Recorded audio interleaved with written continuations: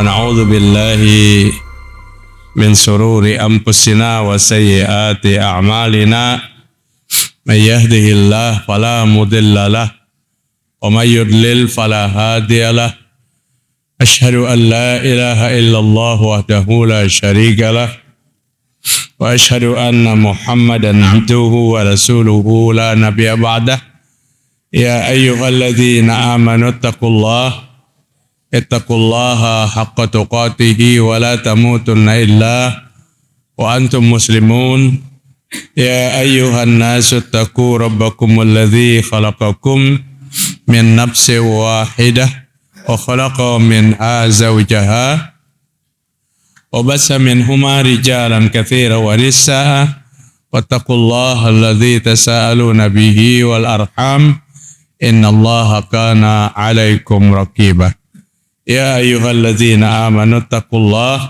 وقولوا قولا سديدا يصلح لكم أعمالكم ويغفر لكم ذنوبكم ومن يطع الله ورسوله فقد فاز فوزا عظيما فإن أصدق الحديث كتاب الله وخير الهدى هدى محمد صلى الله عليه وسلم وشر الأمور محدثاتها وكل محدثات بدعة وكل بدعة ضلالة وكل ضلالة في النار. Mari kita bersyukur kepada Allah Subhanahu wa taala. Malam hari ini malam Kamis tanggal 12 Jumadil Awal 1446 Hijriah bertepatan dengan tanggal 13 tanggal 13 bulan November 2024. Alhamdulillah kita sehat walafiat. Allah telah memberikan hidayah petunjuk lawan kita. Allah kumpulkan kita di tempat yang paling dicintai oleh Allah, dan kita baru saja melaksanakan salat maghrib berjamaah. InsyaAllah melaksanakan salat isya berjamaah. Semoga amal ibadah yang kita lakukan diterima oleh Allah Subhanahu wa taala. Mudah-mudahan segala kesalahan, segala dosa kita diampuni oleh Allah Subhanahu wa taala. Jamaah rahimakumullah, di dalam surah Al-Furqan, di dalam surah Al-Furqan ayat 63 sampai terakhir. Al-Furqan itu 77 ayat. Ayat 63 sampai ayat 77. Allah menceritakan tentang apa? Tentang kepribadian hamba-hamba Allah Ta'ala. Allah bercerita tentang itulah hamba-hamba Allah Ta'ala. Bapak Ibu, hamba Allah itu status yang tertinggi di sisi Allah Ta'ala. Nabi Muhammad SAW, Allah menyebutnya dengan kalimat abdi. Subhanalladzi asra bi'abdi. Maha suci Allah yang menjalankan hambanya. Artinya status Nabi Muhammad SAW, Abdullah wa Rasuluh, hamba Allah dan utusan Allah Ta'ala. Ternyata status kehambaan manusia kepada Allah akan jelaskan 11 kepribadian, 11 kriteria yang nampak dalam kehidupan manusia. Jika 11 macam itu ada, maka ini termasuk hamba Allah. Maka termasuk hamba Allah Ta'ala. Dan yang mengatakan ini Allah sendiri dalam Al-Quran. Yang mengatakan Allah di dalam Al-Quran dari 63 surah Al-Furqan sampai 77 surah Al-Furqan. Ayat itu berbunyi, wa ibadur rahmanil ladzina yamshuna 'alal ardi hawnan wa idza khatabahumul jahiluna qalu salama. Yang pertama, ciri dan tanda hamba Allah itu, kata Allah Ta'ala, berjalan di muka bumi ini dengan rendah hati. Rendah hati itu apa? Tidak sombong. Hamba Allah itu tidak pernah ada kesombongan. Bahkan Wa idza khatabahumul jahilun, apabila dia dicaci maki, disapa oleh orang-orang jahil, maka jawaban yang keluar dari mulutnya bukan caci maki lagi. Dia dicaci maki, kemudian jawabannya keselamatan. Jadi hamba Allah yang maha pemurah, tidak pernah sombong, dan tidak pernah membalas caci maki orang jahil itu dengan caci maki. Rasul sallallahu alaihi wasallam mengatakan, laisal mu'min bitta'an wala la'an. Bukan akhlaknya orang yang beriman yang suka caci maki, yang suka kutuk mengutuk. Jadi bukan akhlaknya orang yang beriman yang caci maki, sumpah serapah, dan kutuk mengutuk. Kalau kita disumpahi bang, biasanya kan akan kita balas caci maki itu dengan yang lebih berat. Nang bemamai lawan kita 10 menit, balasannya setengah jam. Artinya sama nih jadinya, sama. Adapun hamba Allah yang maha pemurah itu, dia balas caci maki itu dengan apa? Dengan kalimat-kalimat keselamatan. Dia tidak mau caci kembali. Bisa dijawab dengan kesantunan atau diam. Persis kita nih menghubungkan kajian kita malam tadi. Di mana malam tadi itu loh? Ada ingat? Al-Jihad, malam Selasa. Kalau malam tadi di Al-Jihad itu temanya Allah mengharamkan surga bagi orang yang syirik. Malam Selasa kemarin temanya 3 sumpah Rasul sallallahu alaihi wasallam yang Nabi sampaikan kepada kita. Salah satu yang Nabi sumpahkan, wala zalama mazlamatan abdin, dan tidak ada seseorang menzolim seorang hamba. Kemudian hamba yang dizolimi ini tepuri mejanya, kada dijawabnya tersenyum, kada digubrisnya, illa zadahullah izzan. Allah akan angkat yang dizolimi itu ke tempat yang mulia. Ini berat benar Pak dipraktekannya. Berat benar. Apabila dimamai, balasannya bisa memukul. Yang lebih berat lagi. Jadi Allah menggambarkan ini di dalam Al-Quran. Kriteria pertama, akhlak pertama orang yang terdaftar sebagai hamba Allah dari 11 sifat persyaratan, kada sombong di muka bumi, kada pernah meladeni caci maki itu dengan caci maki. Ada seorang ulama masa lalu bertemu di jalan dengan seorang pemuda yang sedang sempoyongan. Kada ingat lagi menuju jalan karena mabuk besar, mabuk berat. Pemuda itu berkata kepada seorang ulama, antarkan aku ke rumah. Aku lupa menuju rumah. Maka digandengnya lah pemuda yang mabuk itu. Kemana yang menggandengnya? Ke makbarah. Ke kuburan yang banyak. Ke kuburan yang banyak. Kemudian katanya, ini adalah rumah kita. Ini rumah kita semua. Ya, orang mabuk diperlakukan kayak itu, bukan sadar, tapi menggila-gila, dipukul ya ulama itu. Sehingga babak belur. Kata cerita dalam kitab itu, setiap kali dipukul, maka ulama tadi berdoa, semoga engkau diselamatkan Allah Ta'ala. Pukul pulang, mudahan kamu diselamatkan Allah Ta'ala. Mungkin 1001 kalau bertemu nak ini lah. Apabila dipukul saikong, nang lain lebih berat daripada itu. Tapi ini hamba Allah Ta'ala. Ini hamba Allah. Artinya kita dilahirkan sebagai hamba Allah bukan untuk menghujat, mencaci. Bukan untuk mencaci. Bahkan ahli caci, ahli hujat, ahli ghibah itu nanti pada hari kiamat sebagai orang yang apa? orang yang bangkrut, orang yang habis dia amal ibadahnya banyak waktu hidup, tapi kerjanya mencaci. Maka amalnya akan dikirim kepada orang-orang yang dicacinya. Maka kita berbahagia pada saat melihat sosok-sosok yang damai rasanya. Kada pernah dengan segala bentuk cacian dan apa sebagainya, ibadah kuat dilaksanakan, kemudian dijaganya perbuatan dan mulutnya untuk tidak terjebak kepada perbuatan-perbuatan yang dilarang oleh Allah Subhanahu wa taala. Itu yang pertama. Tidak pernah sombong. Karena sombong itu bukan sifat hamba Allah taala. Bapak Ibu tahu kan?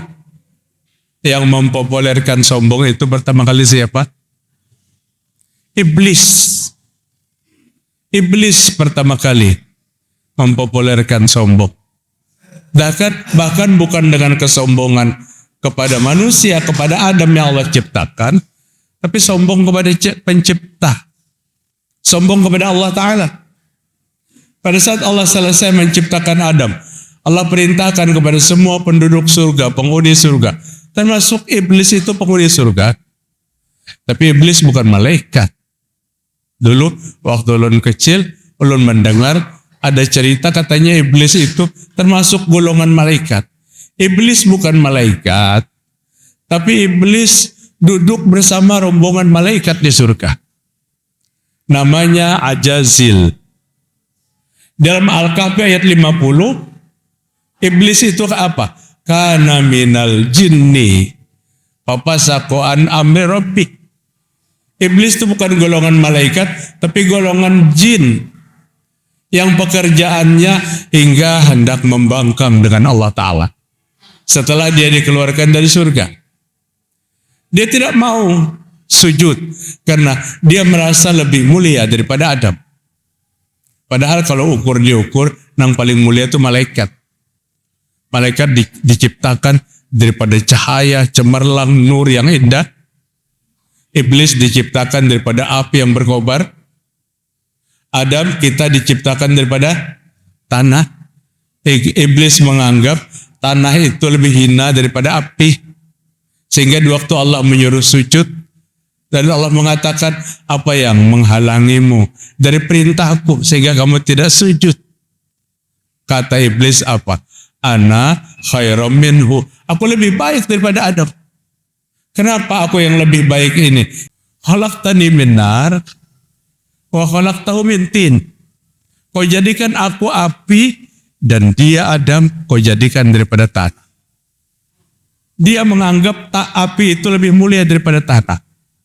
Toh jika betul api itu lebih mulia daripada tanah, iblis kada pernah melihat siapa yang memerintahkan sujud ini. Yang memerintahkan sujud ini Sang Pencipta. Jika malaikat pun protes, malaikat kan mau sujud, karena malaikat dari cahaya yang indah. Tapi malaikat melihat siapa yang menyuruhnya sujud. Allah Subhanahu wa Ta'ala. Coba sekalian, rahimakumullah. Maka bapak-bapak, dalam semua ibadah yang paling tinggi nilainya, paling dekat seorang hamba dengan Allah adalah di waktu sujud. Di waktu sujud ini kembali kepada peristiwa pertama, kejadian datu kita, Adam. Allah perintahkan para penghuni surga untuk sujud. Dan itu dijadikan sebagai rukun ibadah kita. Rukun ibadah kita, yaitu sujud di dalam salat 5, sujud di dalam salat 5 waktu. Yang kedua, hamba Allah walladzina yabituna li rabbihim sujada wa qiyama. Nangaran hamba Allah itu orang yang melalui malam-malamnya dengan sujud dan qiyam. Artinya apa? Hamba Allah kada pernah ketinggalan salat malam, salat tahajud.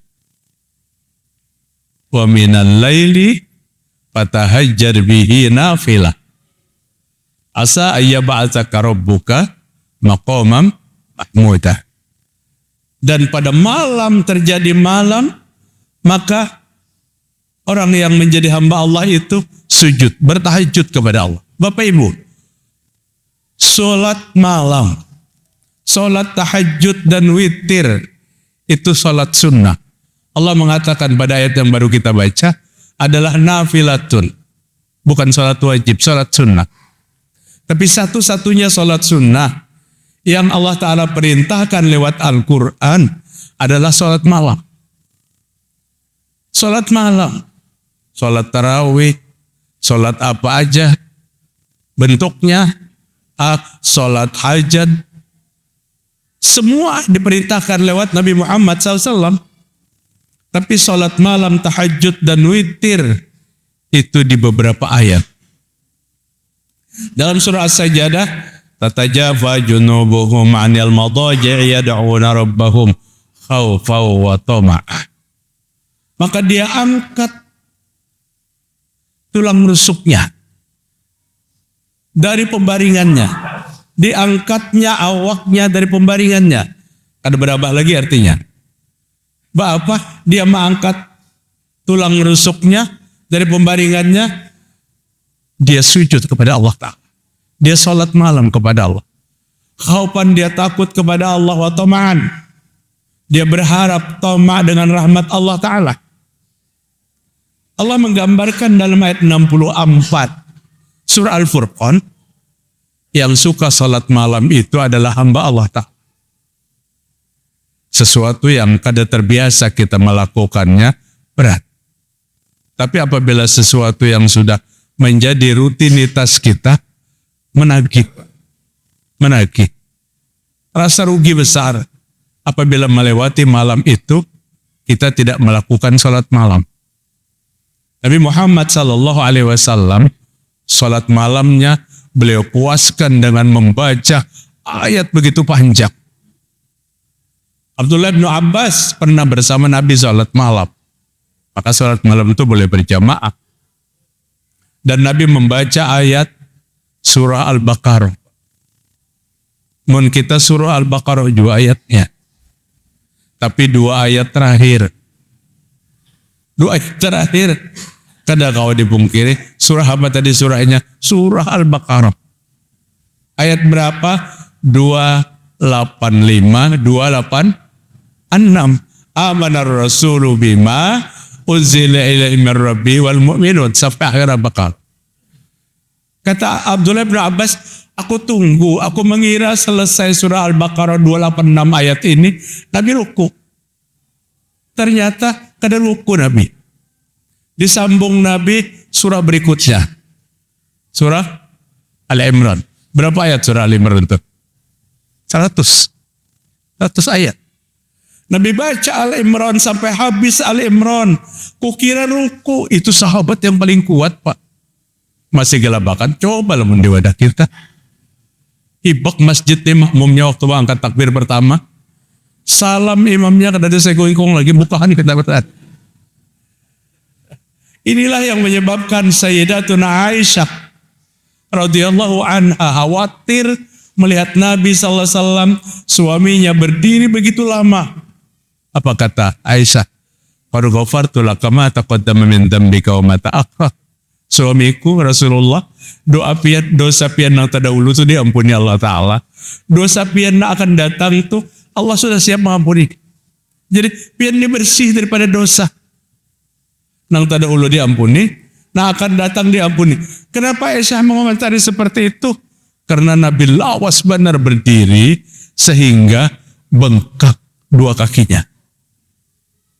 Ulun rajak jawab bengkak kaki, tapi kada berdiri sholat kada. Masuk mulai di Jakarta, Soekarno-Hatta, turun di Jeddah 9 sampai 10 jam. Turun di Jeddah tuh sandal kada sedang lagi. Bangkak betis, ya bejuntai. Itu karena apa? Karena bagian posisi kaki kita di bawah. Kalau Nabi bengkak kaki pecah-pecah tumit, kena lawas salat malamnya. Nabi manfaatkan salat sendirian ini dengan apa? Dengan komunikasi yang lawas dengan Allah Subhanahu wa Ta'ala. Bayangkan surah-surah yang panjang itu dibaca Nabi pada rakaat-rakaat yang sangat sedikit. Jemaah sekalian, Inilah Rasul sallallahu alaihi wasallam. Nabi sering sholat malam. Nabi mendengar tangisan, Aisyah mendengar tangisan Nabi, juga para istrinya. Istri-istri Nabi ini bersaksi apa yang Nabi lakukan. Kalau Aisyah, sholat malam Nabi. Terisak sesungguhkan Nabi. Kalau Ummu Salamah, aku mendengar setiap Nabi memohon dalam sholatnya apa? Ya muqallibal qulub, tsabbit qalbi ala dinika. Wahai Allah yang membolak-balikkan hati, tetapkan hati hamba kepada agamamu. Sosok Nabi manusia yang paling baik di seluruh alam jagat raya ini. Tetap masih berdoa minta istiqomahkan dalam memegang teguh Islam, Bapak-bapak. Itulah Nabi Muhammad sallallahu alaihi wasallam. Alladzina yabituna li rabbihim sujada wa qiyamah. Dia melewati malam-malamnya dengan sujud dan qiyam. Dengan sujud dan qiyam. Lamun rutin sebenarnya kada berat. Nang berat tuh kada rutin. Mbahno bangun, mbahno kada. Itu terasa berat. Sapak 8 rakaat ditambah 3, 11 rakaat. 2 kali sujud, 11, 22 kali sujud. Menghadap kepada Allah Ta'ala. Istiqomahlah. Itu amalan para salafus salih, para sahabat, para ulama masa lalu. Mereka menyempurnakan 80 kali sujud 24 jam. 17 rakaat, 2 kali sujud, 34 kali sujud. 12 rakaat, 2 kali sujud, 24 kali sujud. 24 tambah 34, 50. 58 sujudnya. 11 rakaat 2 kali sujud 22. 58 tambah 22. 80 kali sujud. 80 kali sujud sehari semalam. Mudah kita sampaikan. Bisa kita menghitung. Mempraktekkannya sangat berat. Mengistiqomahkan mengangkat takbir di belakang imam sesuai dengan takbiratul ulah itu berat, apalagi yang itu. Apabila imam takbir, makmum harus takbir. Maka ada janji Rasul sallallahu alaihi wasallam 40 hari dilakukan takbir bersama imam. Allah lepaskan 2 macam, Pak. Lepas dari munafik, lepas daripada api neraka. Ini dahsyat-dahsyat yang keduanya. Itu pun mempraktekannya sangat berat. Kita berangkat untuk beribadah bukan kada ada gangguan. Mulai dari uduk, Pak, sampai salam. Syaitan itu kada pernah berhenti. Ada profesi syaitan yang khusus operasionalnya menggagalkan orang sholat. Ismuhu Hanzab atau Hanzib. Namanya Hanzab. Ada juga yang mengatakan Hanzib. Itu nama syaitan. Kalau ada yang dapat cucu jangan dengarannya Hanzab. Itu syaitan yang khusus menggagalkan orang sholat. Termasuk yang digagalkan oleh syaitan itu adalah sholat malam. Ibnu Mas'ud radhiyallahu an, sholat malamnya di samping jendelanya. Kemudian di waktu dia sholat, dibukanya jendelanya. Angin malam sepoi-sepoi masuk. Dengan indahnya ayat-ayat Allah yang beliau baca. Terkenalkan Abdullah bin Mas'ud, sahabat Nabi yang fasih membaca Al-Quran. Uzil Quran bi arba'ah. Ambillah Al-Quran kepada 4 sahabatku. Jadi 4 sahabat Nabi yang Nabi tunjuk menjadi guru Al-Quran. Siapa? Abdullah bin Mas'ud yang pertama. Mu'az bin Jabal yang kedua. Ubay bin Ka'ab yang ketiga. Salim yang keempat, Maula Abu Huzaifah. Salim seorang budaknya Abu Huzaifah. Nabi menunjuk 4 ini menjadi guru Al-Quran. Bahkan nama yang keempat, Salim mantan budaknya Abu Huzaifah. Nabi tunjuk menjadi imam tetap pada Masjid Kubah. Masjid yang pertama kali dibangun sebelum Masjid Nabawi. Setelah dibangun Masjid Nabawi, Nabi menunjuk Salim menjadi imam. Siapa? Seorang hafiz Al-Quran yang bacaannya fasih dan salah satu daripada guru Al-Quranul Karim. Bapak-bapak hadirin rahimakumullah. Hamba Allah yang berikutnya siapa? Walladzina yaquluna bismillah. Rabbana srif anna adzab jahannam. Inna adzabaha kana gharama. Innaha sa'at mustaqarron wa muqam. Yang Allah akui sebagai hambanya orang yang selalu berdoa kepada Allah. Apa doanya? Rabbana srif anna adzab jahannam. Inna adzabaha kana gharama. Innaha sa'at mustaqarra wa muqama. Coba perhatikan terjemahnya Pak. Apa? Rabbana ya Tuhan kami, jauhkan azab jahannam kepada kami. Apa? Allahumma adkhilnal jannah. Allahumma adkhilnal jannah. Allahumma adkhilnal jannah. Allahumma adkhilnal jannah. Ya Allah, masukkan hamba ke surga ya Allah. Masukkan hamba ke surga ya Allah. Masukkan hamba ke surga ya Allah.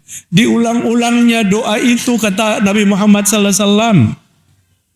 Maka surga itu akan berkata kepada Allah. Apa kata surga? Ya Rabb, ya Tuhanku, masukkan dia ke dalam surga.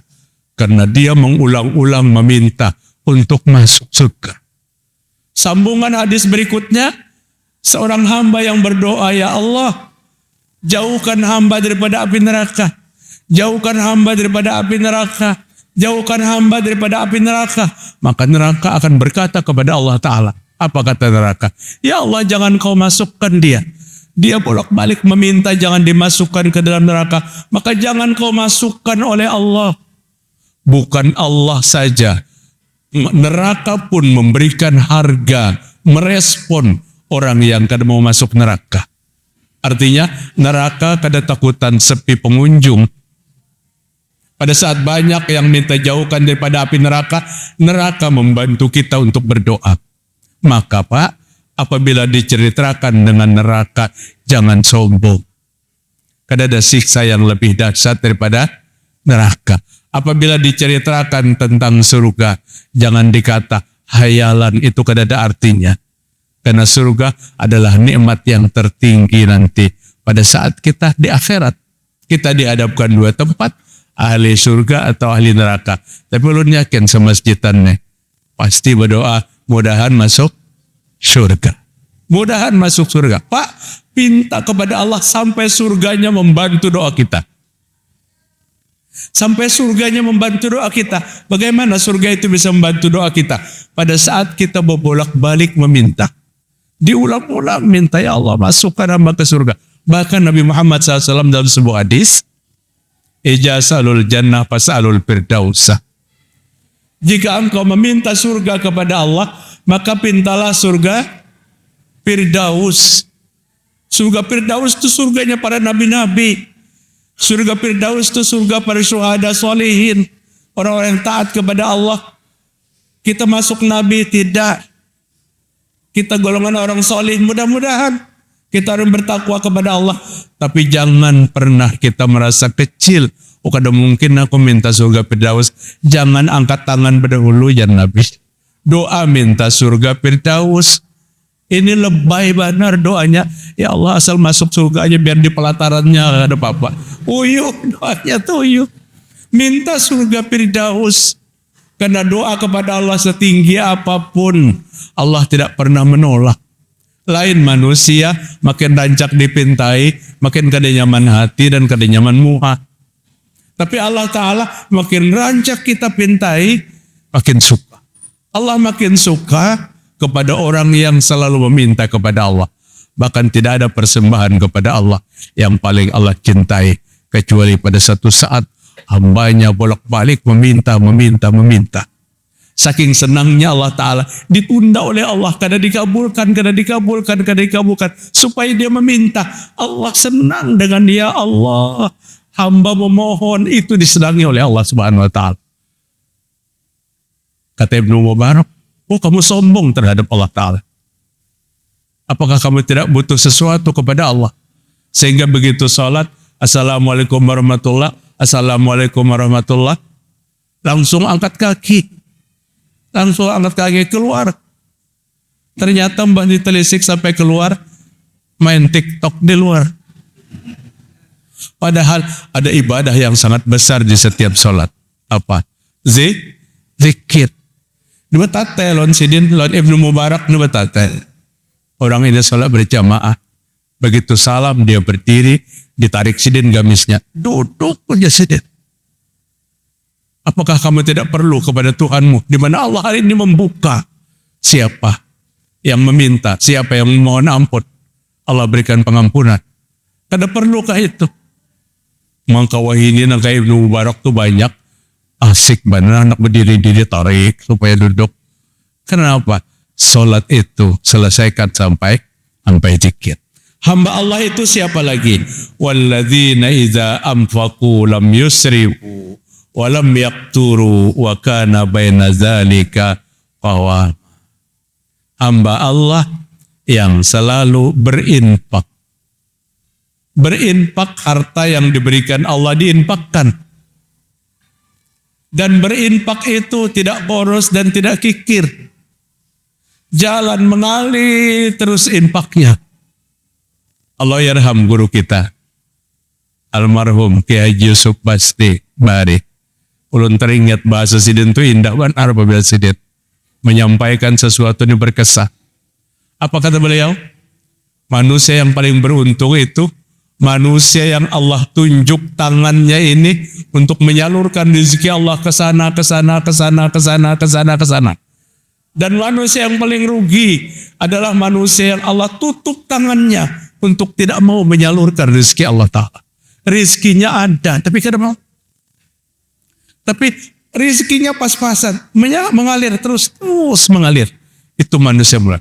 Allah gunakan tangan-tangan hambanya untuk menyelesaikan problem keluarga, problem masyarakat, problem umum, pembangunan pondok pesantren, pembangunan masjid, pembangunan apa, itu perlu uluran tangan kita. Demi Allah kata Nabi, mana kasamalun min sadaqah. Harta yang disedekahkan pasti tidak akan berkurang. Ayat 29 Sabah, wa ma anfaqtum min nafaqatin min syai'in fa huwa yukhlifuh. Tidak ada yang diinfakkan sesuatu kecuali Allah sudah siapkan balasannya. Allah sudah siapkan gantinya.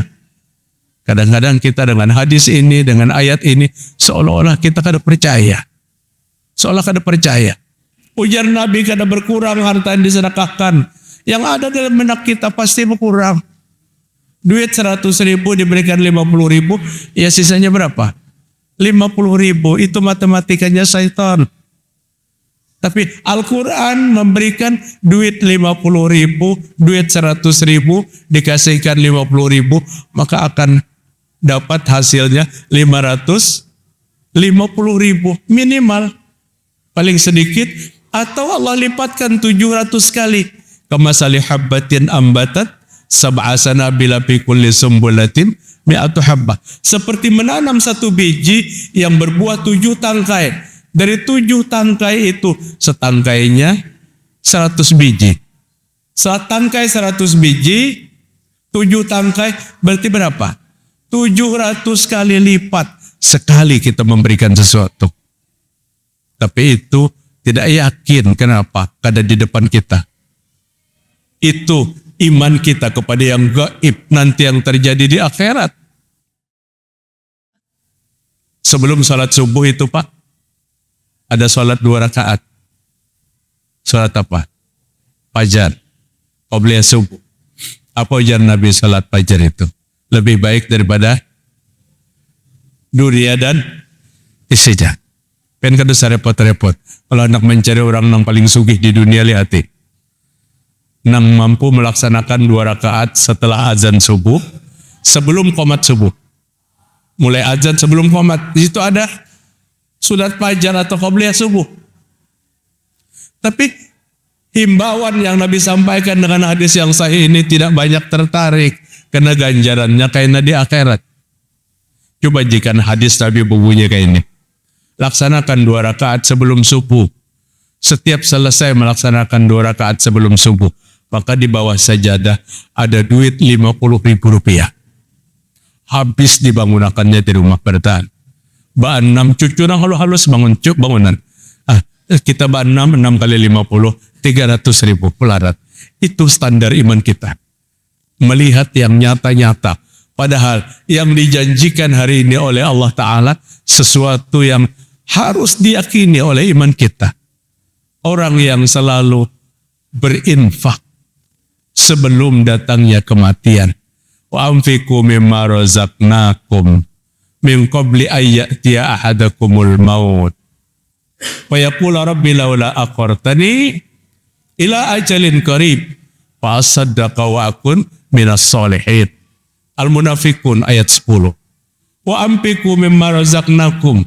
Infakkan rezeki yang Allah berikan kepadamu. Min qabli ayati ahadakumul maut. Sebelum datangnya mati. Yang namanya infak itu sebelum mati. Kalau infak sesudah mati, itu orang lain yang berinfak. Anak kita berinfak, kemudian diniatkannya untuk kita. Bukan kita yang berinfak. Infak yang paling besar itu dikeluarkan dari usahanya sendiri dan tangannya sendiri. Itu yang disampaikan Nabi Muhammad SAW. Dan ini lakukan sebelum datangnya mati. Coba jika sudah mati belum berinfak-infak. Fayaqul, nanti hari kiamat mereka akan berkata, Rabbi laula akhartani ila ajalin qarib. Tuhanku, kenapa pian cepat benar ambil lulun? Jika pian tunda sedikit aja, jangan cepat-cepat mencabut nyawa. Maka waktu yang sedikit itu akan ulun manfaatkan apa? Fa'asaddaqah, ulun akan bersadaqah dan ulun akan menjadi orang soleh. Tapi apakah penyesalan ini berlaku? Kada berlaku lagi. Kada ada berlaku lagi. Menyesal selagi hidup, itulah penyesalan yang benar. Tapi menyesal sesudah mati, penyesalan yang tidak bermanfaat. Adalah orang yang menyesal sesudah mati. Banyak, sampai ada yang menyesal jadi manusia. Dalam surah An-Naba, Waqala al-kafiru ya laitani kuntu turaba. Orang kafir berkata, ya Allah, jika andainya aku dijadikan tanah aja kada jadi masalah. Kenapa dijadikan manusia? Begitu rumit pertanggungjawaban kita di hadapan Allah sebagai seorang manusia. Maka orang kafir menyesal jadi manusia. Bahkan penyesalan orang kafir, ayat 2 surah Al-Hijr. Rubama yawaddul ladzina kafaru law kanu muslimin. Silahkan mereka hari ini terkekeh-kekeh, tersenyum, tertawa, candaria dengan kekafirannya, tapi nanti dia akan berkata pada hari kiamat, alangkah baiknya jika aku dulu di dunia menjadi orang Islam. Allah yang sebutkan dalam ayat 2 surah Al-Hijr. Dia menyesal kenapa di dunia kada jadi orang Islam. Tapi itu penyesalan yang tidak ada artinya. Yang terakhir, yang ingin ulun sampaikan, penyesalan orang yang beriman. Ada orang yang beriman yang melakukan pelanggaran-pelanggaran kepada Allah, dan itu akan terjadi penyesalan besar. Sebelum terjadi penyesalan besar bagi orang yang beriman, Allah sebutkan pada ayat 12 surah As-Sajdah, walau tara idzil mujrimuna nakisu ru'usihim 'inda rabbihim rabbana abasarna wa sami'na farji'na na'mal shalihan inna muqinun. Jangan terjadi itu. Pada saat Allah memperlihatkan orang berdosa itu menundukkan kepala di hadapan Allah karena malu. Tapi pada saat dia menundukkan kepala, dia masih meminta kepada Allah. Apa permintaannya? Farji'na na'mal shalihan. Ya Allah, bolehkah bangsa tumat ulun ke dunia? Ulun akan menjadi orang solih. Rupanya waktu di dunia tidak menjadi orang solih. Minta kembalikan ke dunia untuk menjadi orang solih. Semua penyesalan-penyesalan akhirat sesuatu yang tidak berarti. Menyesallah selagi kita hidup di dunia. Hamba Allah yang berikutnya, insya Allah besok pagi. Ya sampai kita di mana esok pagi kada ingat lagi. Ya, Sungai Mia esok pagi. Siapa hamba Allah yang berikutnya itu? Orang yang tidak pernah berdoa kepada Allah dengan memanggil nama selain daripada nama Allah Ta'ala. Kalau berdoa memanggil nama selain daripada nama Allah, ujar Allah Ta'ala, itu lain hamba Allah Ta'ala. Lain hamba Allah. Bagus sekali ayat ini Pak, untuk menjadikan pelajaran bagi kita. Mudah-mudahan bermanfaat. Subhanakallahumma wa bihamdik, asyhadu an la ilaha illa anta, astaghfiruka wa atubu ilaik. Wassalamualaikum warahmatullahi wabarakatuh.